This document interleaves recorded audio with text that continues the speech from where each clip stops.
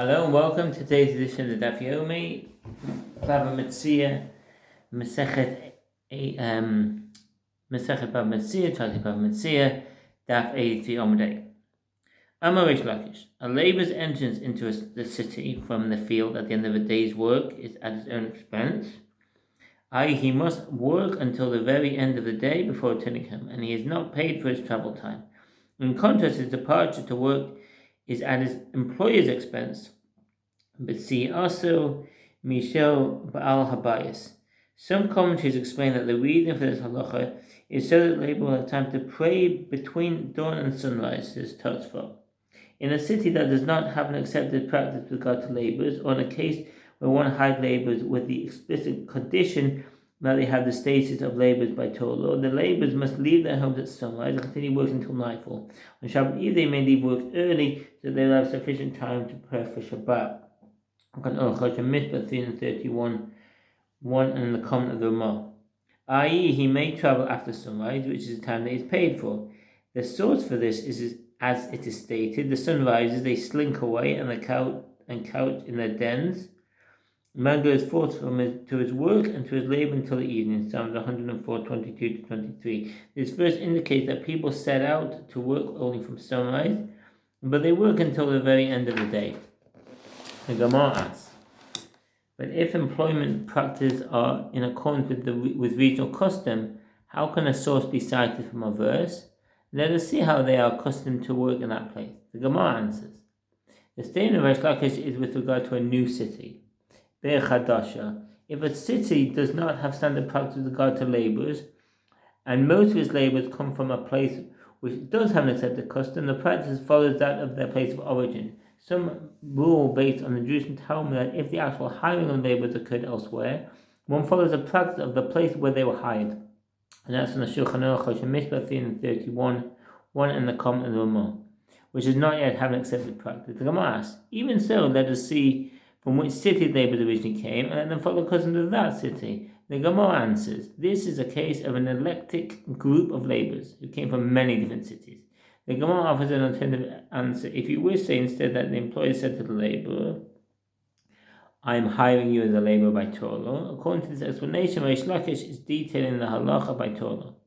With regard to the aforementioned psalm, the Gemara notes, Rabbi Zera interpreted the verse homiletically, and some say that Rav Yosef taught in a Braita. What's the meaning of that which is written? You make darkness and it is night, in which all the beasts of the forest creep forth. Psalms 104:20. You make darkness and it is night. This is referring to this world, which resembles nighttime, in which all the beasts of the forest creep forth. These are the wicked in this world. Resemble a beast of the forest, as the wicked have great influence in this world. Rambam's commentary on the Torah in Genesis 1:24 explains that the term tirmos, meaning creeping forth, alludes to the wicked who trample upon Rome's others. With regard to the world to come, the verse states, the sun rises and they slink away and couch in their dens. In Psalms 104:22, the sun rises for the righteous and they slink away, i.e. the wicked go to Gehenna. As for the phrase and couch in their dens, it is interpreted as follows: you will not have a single righteous person who will not have his own residence in the world to come as befitting his dignity. This is derived from a textual nuance in the verse. Grammatically, the verse should say they couch in a den, in the singular. Instead, the verse uses the plural form dens. This indicates that there are separate sections for each righteous individual in the Rashash.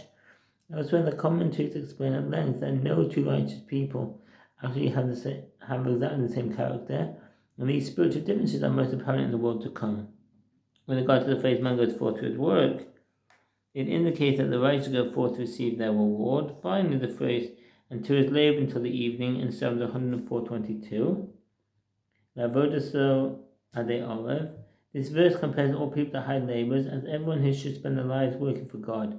Like laborers, they receive their reward only at the conclusion of their work. The Menachas HaBerachah teaches that the verse is referring to one who has completed his labor by evening, i.e. before the evening of his lifetime, his death. The Gemara relates a story that involves rising early. Rabbi Elazar, son of Rabbi Shimon, Rabbi Elazar Rabbi Shimon was a contemporary of Rabbi Yehuda Nasi, who was a distinguished scholar like his father, Rabbi Shimon Bar Yochai. Rabbi Elazar's remarkable personality is the subject of numerous anecdotes. When Rabbi Shimon Bar Yochai who was strongly opposed to Roman rule, was betrayed to the authorities by informers, Rabbi Elazar fled with his father and lived with him in a cave for 13 years, Shabbat 33b. The two lived on the barest essentials and spent their time studying Torah. During this period, Rabbi Elazar learned almost everything they knew from his father, who was his principal teacher, despite the fact that Rabbi Elazar occasionally disagreed with his halachic ruling. Rabbi Elazar also learned from other scholars of his father's generation, including Rabbi Yehuda, Rabbi Elazar ben Shemua, and Rabbi Meir. Found a certain officer, a Pahagavna, apparently from the Middle Iranian Faragban. Farag means protection and Pan means a guard. His responsibility was to arrest thieves. He said to the officer, "How are you able to arrest them? Aren't they likened to beasts, as it is written, you make darkness and it is night, in which all the beasts of the forest creep forth," in Psalms 104:20. There are those who say that he said to him a proof from this verse. He lies in wait in a secret place as the lion in his lair. He lies in wait to catch the poor. He catches the poor when he draws him up in his net. Psalms 10:9. Since the wicked are so devious, I'm to apprehend the righteous and leave the wicked alone. The officer said to him, "What shall I do? It is the king's edict." Harmona, from the Middle Parthian, Haraman, meaning command or order, that I must arrest thieves, and I perform my job to the best of my ability. Rabbi Elazar, son of Rabbi Shimon, said to him, "Come, I must talk to you how you should do it." At the fourth hour of the day, enter the tavern. When you see someone drinking wine, holding his cup in his hand and dozing, inquire about his background. If he's a Torah scholar and is dozing, assume that he rose early in the morning for his studies. If he's a daytime laborer, assume he rose early and performed his work. And if his work is at night, and no one heard him working, it is possible that this is because he draws copper wires, which is a form of labor that does not produce noise. And if he is none of these things, he is a thief, and you should arrest him. And it can be assumed that he is awake the previous night because he was stealing, and that is why he is now dozing off. This matter of the advice of Rabbi Elazar, son of Rabbi Shimon, was heard in the king's palace. The king's minister said, "Let the reader of the letter be its messenger." A Paravanka, related to the Middle Persian Parwanag, meaning a guide.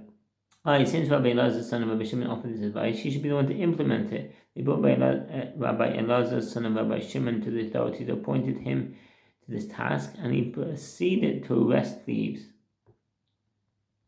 And he comes to the answer, Rabbi Elazar, son of Rabbi Shimon, was permitted to condemn people to death if they were not able to receive the death penalty by Torah. Some explain that a monarch is entitled to impose harsh decrees for the betterment of the society. Since capital punishment was the law of the kingdom, it was permitted Rabbi Elazar, son of Rabbi Shimon, to perform this task as the Rita. Others add that although technically he was allowed to act in his capacity, nevertheless it was unbecoming of someone of his stature. This is why Rabbi Yeshua ben Korcha called him by the degrading epithet vinegar, son of wine, see the Meiri.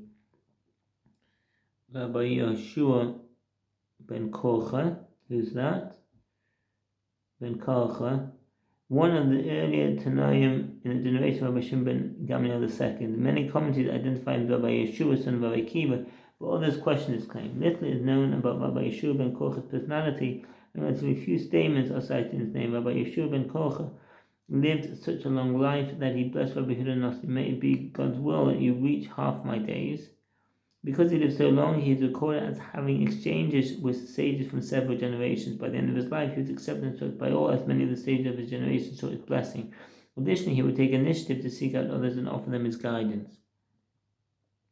Sent Rabbi Elazar, son of Rabbi Shimon, the following message: "You are vinegar, son of wine, i.e., you are wicked in comparison to your father, the righteous Rabbi Shimon, just as vinegar is spoiled wine. Until when will you inform on the nation of our God to be sentenced to execution by a gentle king's court?"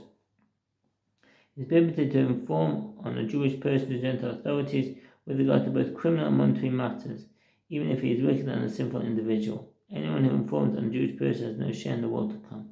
Bava Metzia Daf, Hilchei Mazit 8-9, Shulchan Aruch Choshen Mishpat 88-9. Rabbi Elazar son of Rabbi Shimon sent a message back to him: if I am merely eradicating thorns from my vineyard, this metaphor alludes to the opinion that allowing thorns to grow in a vineyard is a violation of the prohibition of diverse kinds. Accordingly, eradicating them rectifies the vineyard. Rabbi Yeshua ben Kocha responded in the same terms by pointing out that in the case of diverse kinds in a vineyard, only the owner of the vineyard is obligated to eradicate them. Rabbi Elazar son of Rabbi Shimon is saying that thorns cause wine to turn into vinegar, and therefore his actions will result in the production of wine rather than vinegar, said the Maharsha. I am removing the wicked from the Jewish people. Rabbi Yeshua ben Kocha sent back to him that the owner of the vineyard, i.e. God, come and eradicate his own thorns, is not your place to do this. The Gemara relates, one day a certain laundryman met Rabbi Elazar son of Rabbi Shimon and called him vinegar, son of wine. Elazar son of Rabbi Shimon said, from the fact that this man acted so insolently, some explain that the man was considered insolent because he insulted Rabbi Elazar son of Rabbi Shimon in person, whereas Rabbi Yeshua ben Kocha expressed his opinion only to a messenger, so that any by vilifying a Torah scholar, one can conclude that he is a wicked person. He told the authorities to arrest that man.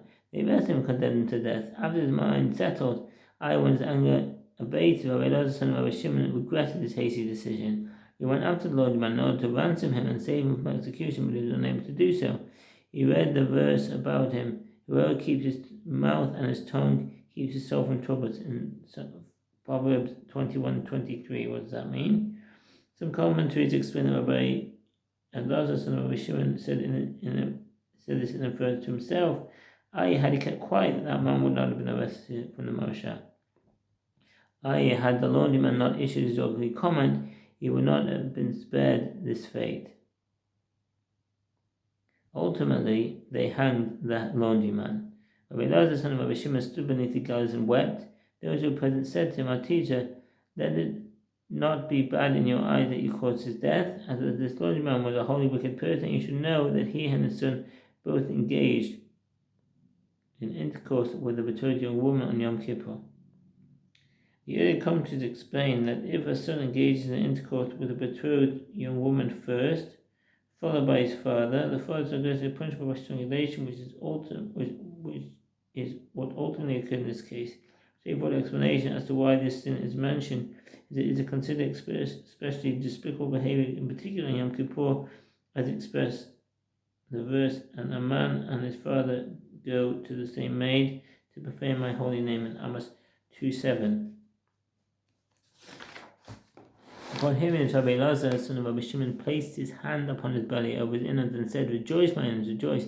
If your mere suspicions are so accurate, all the more so your certainties must be correct.